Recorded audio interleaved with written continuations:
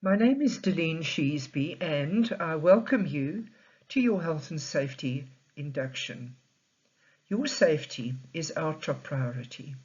As required by the Occupational Health and Safety Act of 1993, every employee must be informed about workplace hazards, precautionary measures, and safe working practices.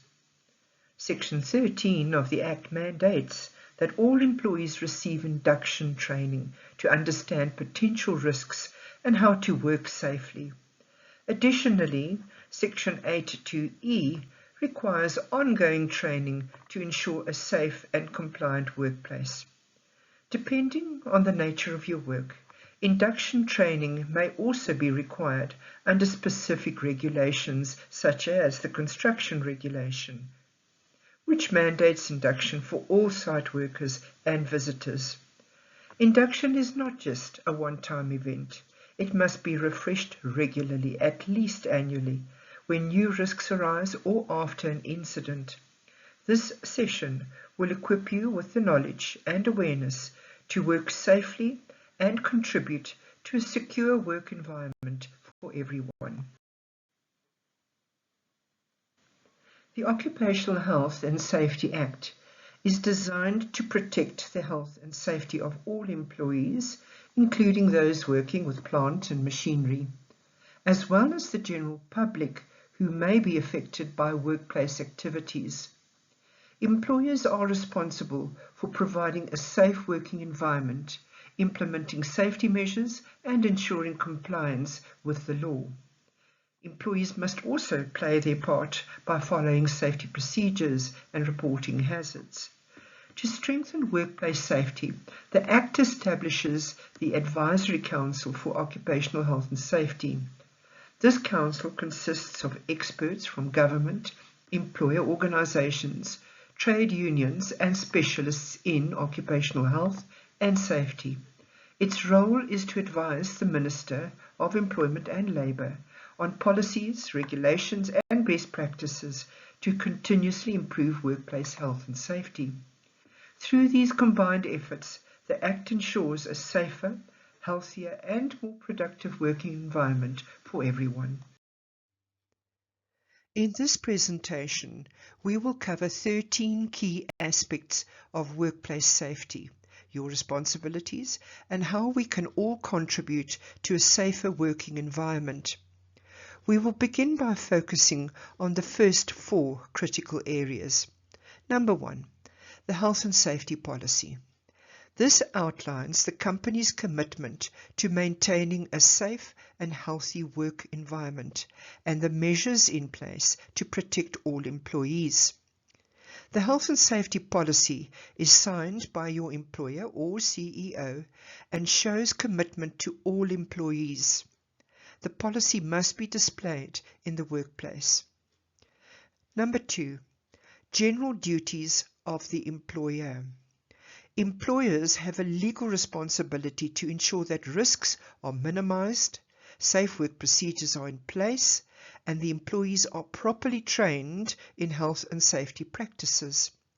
The main section we will refer to will be Section 8, which incidentally can carry criminal liability for transgression. Number 3, general duties of the employee.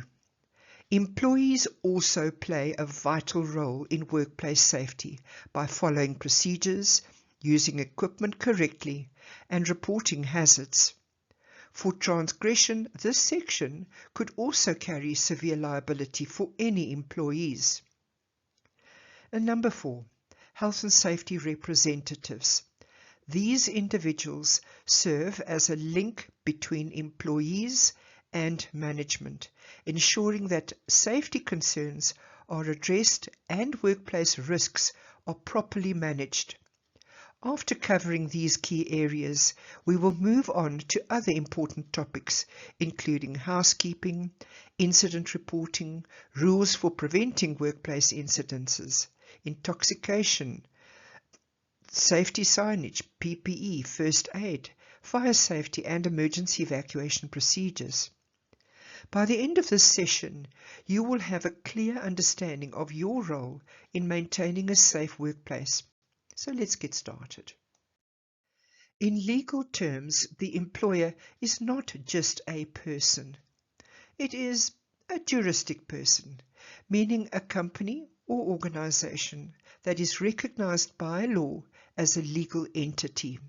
For example, if you work for ABC Company, then ABC Company is the employer, not just the CEO, owner, or directors. The company is responsible for providing work, company paying salaries, and ensuring health and safety is in the workplace. Everyone working for the company is employed by the employer, from the CEO, who is the 16.1, down to managers, supervisors, and general workers. Whether you are in a senior management or an entry-level position, you are an employee of the company and must follow health and safety laws. Anyone who enforces a decision or gives instructions on behalf of the owner or employer is also seen as part of the employer's responsibility, because they are helping to provide work and manage people. If a manager or supervisor fails to take responsibility for health and safety, they can still be held liable under the reasonable person judgment. This means the law expects them to act as a responsible leader, whether they are officially appointed or not. If a person in a senior position refuses to accept responsibility and accountability for health and safety, they are still held liable under Section 14 of the Occupational Health and Safety Act, which outlines the duties of the employees. This means that regardless of their title, they must still follow safety laws and ensure a safe workplace. At the highest level, the board of directors represents the interests of the company. They appoint a CEO who becomes the 16.1 appointee, responsible for managing the business and ensuring compliance with the Occupational Health and Safety Act. The CEO, or the 16.1, is legally responsible for health and safety under Section 16.1 of the Occupational Health and Safety Act, and can also be held accountable for acts or omissions by employees and contractors under Section 37. Simply put, responsibility cannot be ignored or avoided. If you hold a leadership position, you are accountable for health and safety. The 16.1 is the most responsible person for health and safety within the company. Under Section 16.1 of the Occupational Health and Safety Act, the CEO must ensure that the company complies with all health and safety laws and that a safe working environment is maintained. While the CEO is ultimately accountable, they may assign certain health and safety duties to other senior managers through a Section 16.2 appointment. However, this does not remove the CEO's responsibility. They must still ensure that, number one, health and safety systems are implemented at all levels of the company. And number two, the company's health and safety policy is in place and clearly displayed for all employees to see. Number three, supervisors and managers must enforce safety policies and procedures. And employees are aware of the follow and how to follow the health and safety rules. By assigning duties effectively and ensuring a strong safety culture, the CEO helps protect employees, the business, and the public from workplace risks. Remember, safety starts at the top and must be enforced at every level. The CEO is responsible for the overall management and control of a business in the private sector or a department in the public sector. From the moment you take on this role, you become legally responsible for ensuring compliance with all aspects of occupational health and safety legislation. This applies regardless of the size of the company. Whether you manage a small business or a large corporation, the legal duty remains the same. As a 16.1, the CEO must, number 1, ensure the company complies with the Act. Number 2, implement health and safety systems across all levels of the business. And number 3, assign responsibilities where necessary, but always remain accountable. Simply put, if you are the CEO, workplace health and safety is your responsibility. As the CEO, or the 16.1, you hold personal legal responsibility for health and safety in the workplace. If something goes wrong, such as a serious accident, injury or fatality, you can be prosecuted in your personal capacity under Section 37 of the Occupational Health and Safety Act. This means that you, as an individual, not just the company, can face legal action. You could be personally fined or even imprisoned if found guilty of negligence. The size of the company does not affect your legal responsibility. To protect yourself and your employees, you must ensure health and safety systems are in place and enforced. You must appoint competent managers, maybe a 16.2, to assist with safety compliance. And you must prove that you took all reasonable steps to prevent workplace incidences. Remember, you cannot delegate accountability. The law holds you personally responsible. So the CEO can assign certain duties to some of his employees. For example, a senior or middle manager. But warning here, even though you assign duties to your managers to implement the requirements of the Act, you are still legally responsible and accountable. As an employer, you have a legal duty to ensure that the workplace is safe and free from hazards. This isn't just about ticking boxes. It's about protecting lives and making sure that employees go home safe at the end of each day. The law, specifically Section 8 of the Act, makes it clear that employers must create and maintain a safe working environment. This means identifying potential risks, putting preventative measures in place, and making sure that everyone is trained and aware of safety procedures. Employees can only work safely if they know what the risks are and how to manage them, so regular training is essential.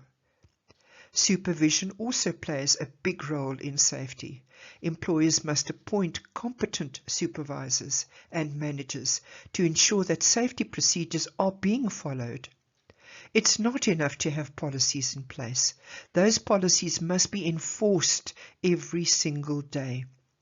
This also includes providing proper protective equipment, PPE, where needed, ensuring that machinery and equipment are safe and regularly checked, and that safety measures are working. Another key responsibility is consultation. Employers must work closely with health and safety representatives and committees so that employees have a voice when it comes to safety concerns. And of course, every company must have the health and safety policy that is clearly displayed and communicated to all employees. If an employer fails to comply with these responsibilities, the consequences can be serious, not just for employees, but also for the employer. Workplace injuries, legal action, and financial penalties can all follow if safety is not made a priority. At the end of the day, safety starts at the top. Employers must lead by example and take every reasonable step to create a workplace that is safe for everyone. In terms of Section 8.2i of the Occupational Health and Safety Act, an employer is required to appoint competent persons to assist in ensuring compliance with health and safety laws. This is where a Section 8.2i appointee, often a supervisor, line manager, or head of department, comes in. A person appointed under Section 8.2i has an important role in implementing and enforcing workplace safety. Their responsibilities include ensuring employees follow health and safety procedures in their department or area, identifying risks and hazards and making sure they are reported and addressed, supervising work activities to ensure they are carried out safely, providing training and guidance to employees on safe work practices, ensuring that personal protective equipment, PPE, is used correctly and that employees have the right tools for the job, and reporting any incidences, near misses, or safety concerns to senior management. Even though the employer, 16.1, remains legally responsible, the 8.2i appointee plays a critical role in making sure that safety policies are followed at operational levels. If an 8.2i appointee fails to enforce safety measures, they could also be held personally liable under the law. That's why it's important to take this responsibility seriously and ensure a safe and compliant work environment for all employees. A health and safety representative plays a vital role in keeping the workplace safe. Their main responsibility is to represent employees when it comes to health and safety matters, and to help identify and prevent hazards before they cause harm. One of the key functions of a health and safety rep is to conduct regular workplace inspections to check for potential risks. If they find any safety issues, like faulty equipment, unsafe work practices, or missing protective gear, they must report it to management so that corrective action can be taken. Health and safety reps also assist in investigating workplace incidences, such as accidents or near misses. By understanding what went wrong, they help prevent similar incidences in the future. They also play a role in raising awareness by helping to educate employees about safety procedures and ensuring that everyone understands their responsibilities. Importantly, health and safety reps are not responsible for enforcing safety rules. That's management's job. Their role is to observe, report and advise, ensuring that employees have a voice when it comes to safety concerns. By working closely with management and health and safety committees, the health and safety rep helps create a workplace where safety is not just a rule, but a culture that protects everyone. A health and safety committee is an important part of making sure the workplace stays safe for everyone. It brings together both health and safety representatives and management so that safety concerns can be discussed and solutions can be put in place. A committee's main job is to discuss identified risks, review incidences, and recommend safety improvements. In these meetings, they would talk about hazards and risks in the workplace and how to reduce or eliminate them. Or they would discuss going through incident reports and near misses to figure out how to prevent similar accidents in the future. They will also make sure the company is complying with health and safety laws. And they would discuss whether employees need additional safety training, or give recommendations to management on ways to improve workplace safety. A health and safety committee is made up of all the health and safety reps who bring concerns from the employees, and also management representatives who help put safety decisions into action. Sometimes other key people like safety officers or HR staff may also be involved, depending on the company. By law, a health and safety committee must meet at least once every 3 months, but in high-risk environments, meetings should be held more often to deal with urgent safety issues. At the end of the day, this committee helps make sure that safety isn't just a set of rules. It's something we all take responsibility for every day. As an employee, you also have a legal responsibility to help keep the workplace safe. Section 14 of the Occupational Health and Safety Act explains what you need to do to protect yourself, your co-workers, and even the public from harm. So, what are your duties? Number 1, you must take care of your own health and safety. This means following safety rules, using equipment properly, and being aware of any hazards around you.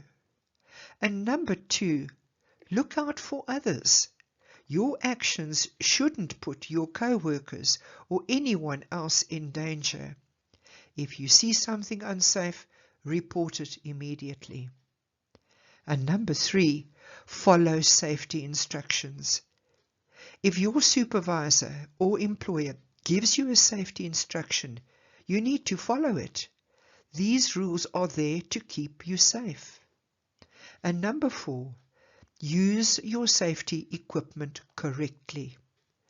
If personal protective equipment or PPE, like gloves, helmets, safety glasses, is provided, you must use it properly. And number 5, you must report hazards and incidences. If you notice something unsafe, like a broken machine, exposed wires, or a slippery floor, you must report it to your health and safety representative or supervisor right away. Number 6, you must cooperate with health and safety procedures. This includes attending training sessions and following emergency procedures such as fire drills and evacuation plans. If you ignore these duties and cause an accident, you could be held responsible for your actions. Workplace safety is not just the employer's job, it's everyone's responsibility. By following these simple rules, we can all create a safe, healthy, and productive workplace for everyone. Good housekeeping isn't just about keeping the workplace neat. It's a key part of workplace safety. A clean and organized workplace helps prevent accidents like trips, slips, and falls. Everyone is responsible for keeping their work area tidy, ensuring that walkways are clear, tools and materials are stored properly, and waste is disposed of correctly. Poor housekeeping can lead to serious hazards, so it's important to clean as you go and always be mindful of potential risks. Incident reporting, point number 6. Accidents can happen, but reporting them correctly helps prevent them from happening again.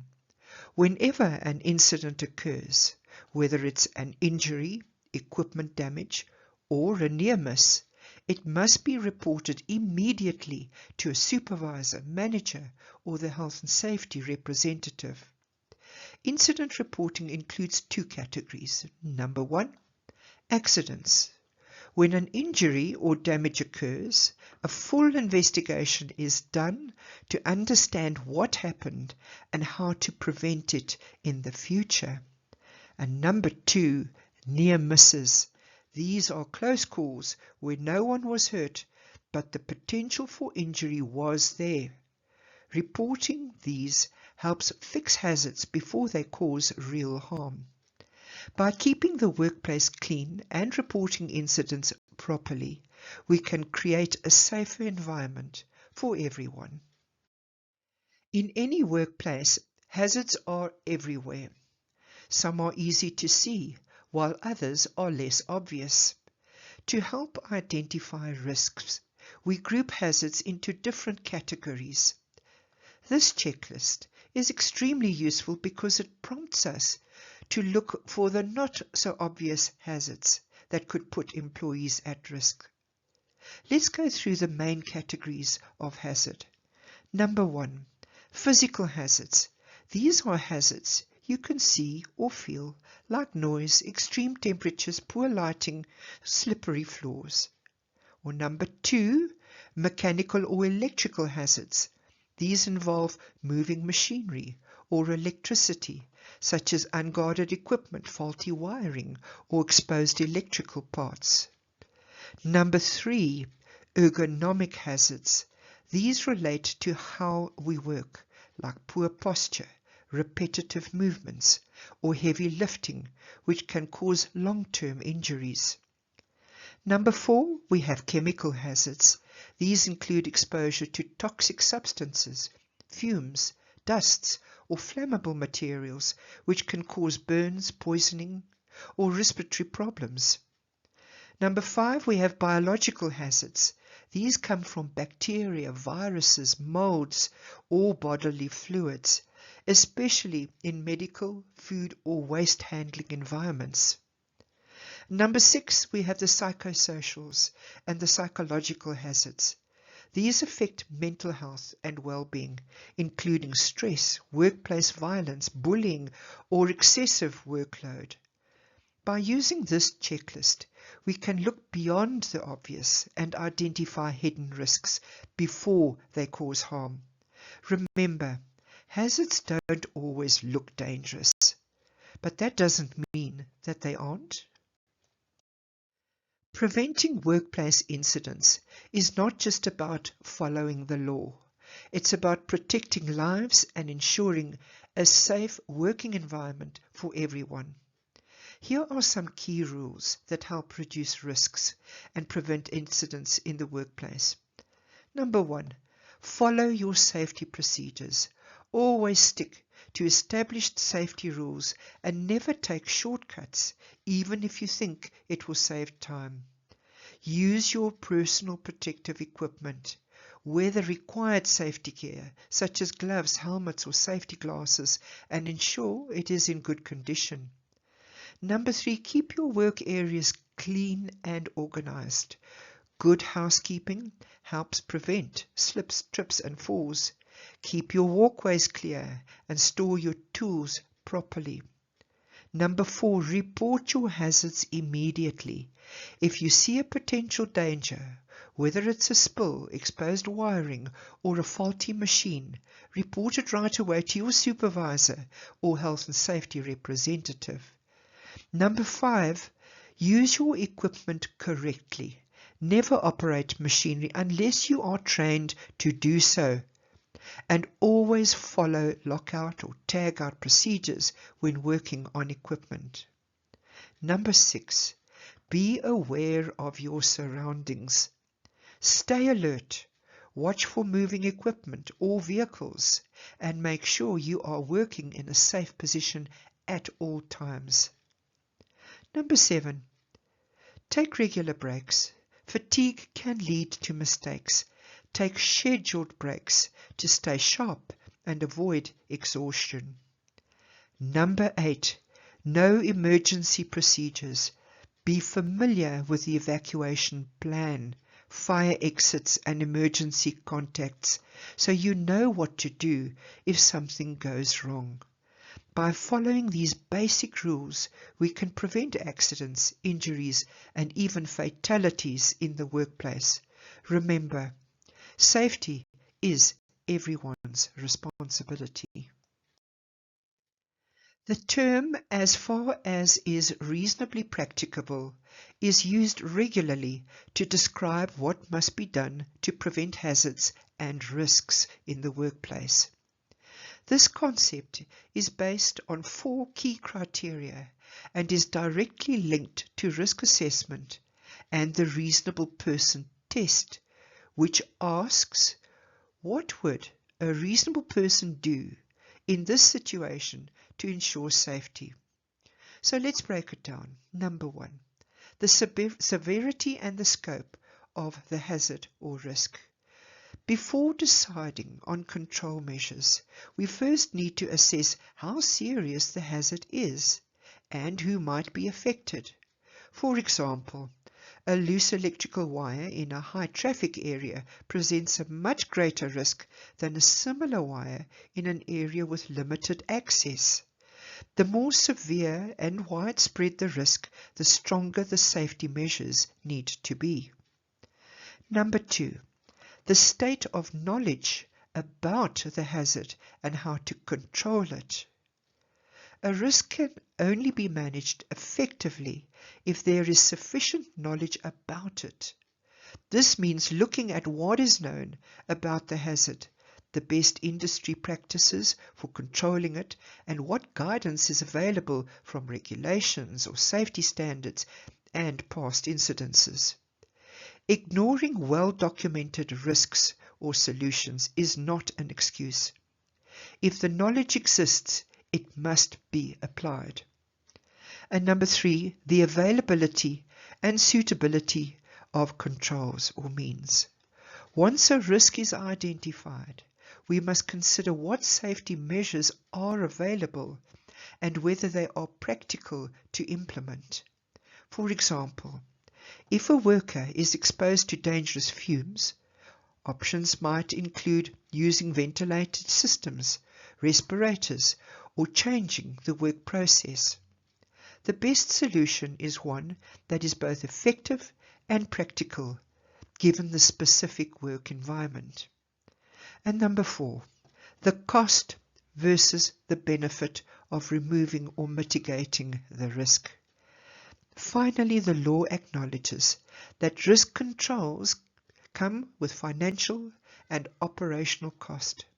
However, cost is never an excuse for ignoring serious risks. If a reasonable person would find that the benefits of safety measures outweigh the cost, such as preventing serious injury or death, then the employer must take action. The reasonable person test ensures that employers and employees take every practical step to control hazards based on risk severity, available knowledge, practicality of solutions, and cost effectiveness. Safety isn't about doing the bare minimum. It's about doing what is reasonable and responsible to protect lives. When identifying and managing risks in the workplace, we use the hierarchy of controls to determine the best way to reduce or eliminate risks or hazards. This step-by-step approach is an essential part of the risk assessment process, ensuring that the most effective control measures are applied first. Here's how it works from the most effective to the least effective control measures. Number 1, most effective, is elimination. The best way to manage a hazard is to completely remove it. If a dangerous machine is no longer needed, get rid of it. It eliminates the risk entirely. Or number 2, substitution. If elimination isn't possible, the next step is to replace the hazard with something safer. For example, switching from toxic chemicals to a less harmful alternative that will reduce the risk. And number 3, engineering controls. These involve physical changes to the workplace to reduce hazards, such as installing ventilation systems or machine guards or soundproofing to protect workers. And number 4, administrative controls, when hazards can't be engineered out, we introduce policies and procedures to minimize the risk. This includes safety training, warning signs, job rotation, and proper supervision. And number 5, personal protective equipment, PPE. The last line of defense is PPE, such as gloves, helmets, masks, or safety glasses. PPE does not remove the hazard, but helps protect the worker when all other measures are already in place. By following the hierarchy of controls, we ensure that higher level controls like elimination and engineering solutions are prioritized before relying on administrative measures and PPE. This structured approach helps create a safer and healthier workplace for everyone.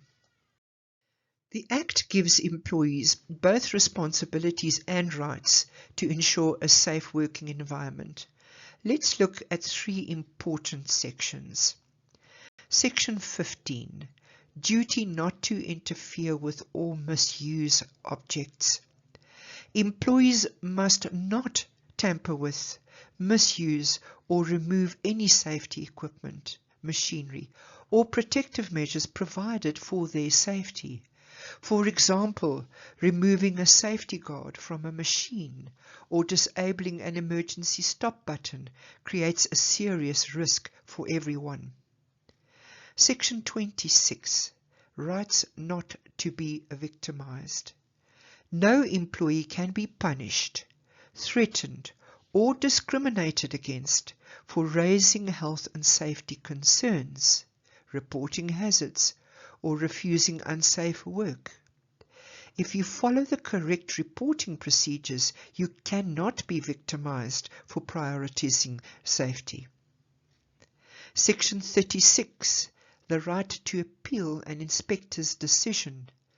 If a health and safety inspector makes a decision that affects a company or employee, they have the right to appeal if they believe it's unfair or incorrect.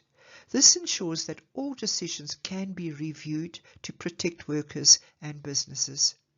By understanding these rights and responsibilities, we can all work together to create a safer and fairer workplace. Under Section 37 of the Occupational Health and Safety Act, an employer or a user of machinery can be held liable for the actions or failures of their employees or contractors or mandatories. This means that if an employee or contractor violates health and safety laws, the employer may also face legal consequences unless they can prove the following. Number 1, that the employee or contractor acted without the employer's knowledge or permission. Number 2, the employee's actions were outside the scope of their authority. And number 3, the employer took all reasonable steps to prevent the violation in the first place. Additional liability can be shifted if there is a written agreement, Section 37(2), between the employer and the contractor, stating that the contractor takes full responsibility for health and safety compliance. This is why it's critical for employers to enforce safety policies, provide training, and monitor compliance, because ignorance is not a defense under the law. So then we can now also look at intoxication. Intoxication, which comes under the general safety regulation under Section 2. Now, when we look at intoxication, it could be, of course, intoxication from drugs or alcohol, but even medication. So what that section says to us is that persons who even appear to be intoxicated should not even be in the workplace in the first place, and they should actually be sent away. The next one we look at is symbolic signs, symbolic safety signs. Now, symbolic safety signs are very important. Please ensure that your symbolic safety signs, your man running left, man running right, green arrows, your evacuation signage are all in accordance with the National Building Regulations under that SANS 10400, particularly the TT section, and that they are visible and that they are photoluminescent if they need to be photoluminescent. Please always check your signage. They often fall off from the walls. The other one that we look at is number 10, personal protective equipment. So by now, you possibly have identified the task or the tasks, and you have completed your risk assessment and have put all the control measures in place. And then you might even have that little risk left over, which requires PPE.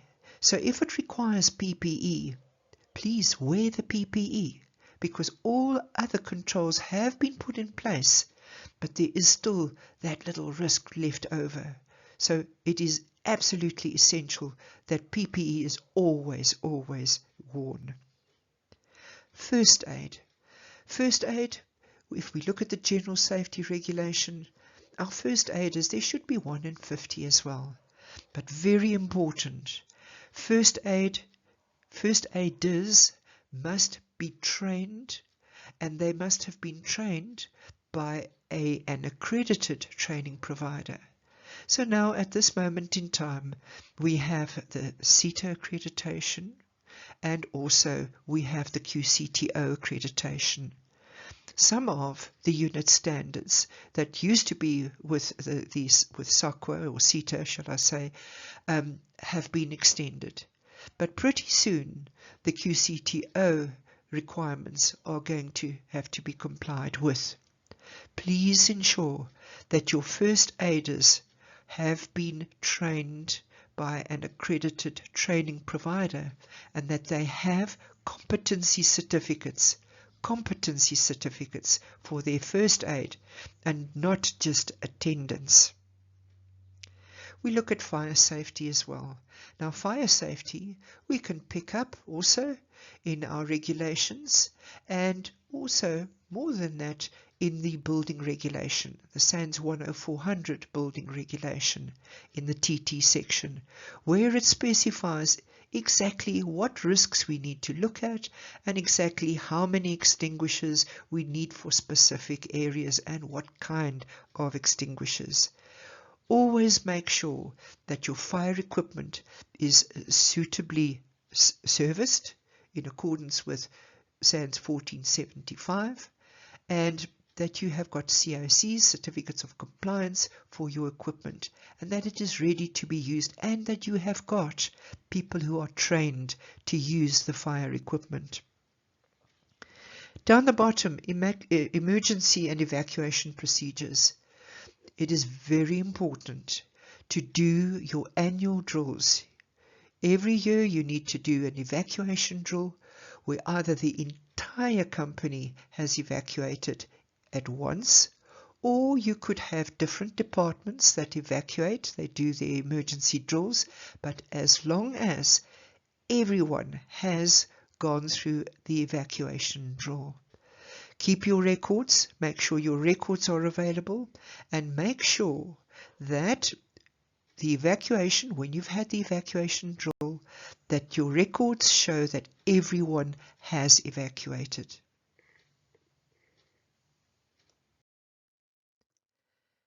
The Occupational Health and Safety Act is made up of 50 sections which outline what the employers and employees must do to ensure a safe workplace. These sections establish the legal duties, responsibilities, and penalties for non-compliance. In addition to the Act, we have various regulations that provide the detailed steps of how to meet these safety requirements. For example, while the Act may require safe working conditions, the regulations will specify how to implement those safety measures, such as machine guarding, hazardous chemical handling, hazardous biologicals, and so on. Another key part of workplace safety is the SANS codes, the South African National Standard Codes. These are technical safety standards that must be followed in many industries. They are often referenced in the regulations and cover specific safety practices, equipment, requirements, and maybe testing procedures. By following the Occupational Health and Safety Act, its regulations and the SANS codes, we ensure a compliant, safe and efficient work environment for everyone. If a person contravenes or fails to comply with the Act, they can face serious legal consequences, including fines. A person or company may be fined for violating safety laws, in this case 50,000 rand, or imprisonment. In severe cases, individuals can face jail time or 1 year imprisonment, or both. So both fines and imprisonment. If the offence is serious enough, both penalties may apply. The severity of the penalty depends on the level of risk, the extent of non-compliance, and whether the violation led to injury or death. Simply put, failure to follow workplace safety laws doesn't just put lives at risk. It can also result in legal action, financial loss, and even criminal charges. Their health and safety duties, such as failing to provide a safe working environment, proper training, or necessary protective measures, they may be held legally responsible. The penalties for non-compliance can include, number 1, a fine. The employer may be fined an amount determined by the courts, in this case 100,000 rand. Imprisonment. In severe cases, the employer can face jail time, might be 2 years, or both fines and imprisonment. If the violation leads to serious harm or death, both penalties may apply. The severity of the penalty depends on the level of negligence and whether the employer took reasonable steps to prevent the incident. In short, employers must take workplace safety seriously. Ignoring safety laws not only endangers lives, but can also result in criminal charges and financial consequences. And then for contravention of each regulation, additional penalties can also apply. This is a table which I have included from the proposed amendment bill, which has not yet been promulgated. But as you can see, the penalties are huge. In some cases, 5 million rand or 5 years imprisonment for non-compliances.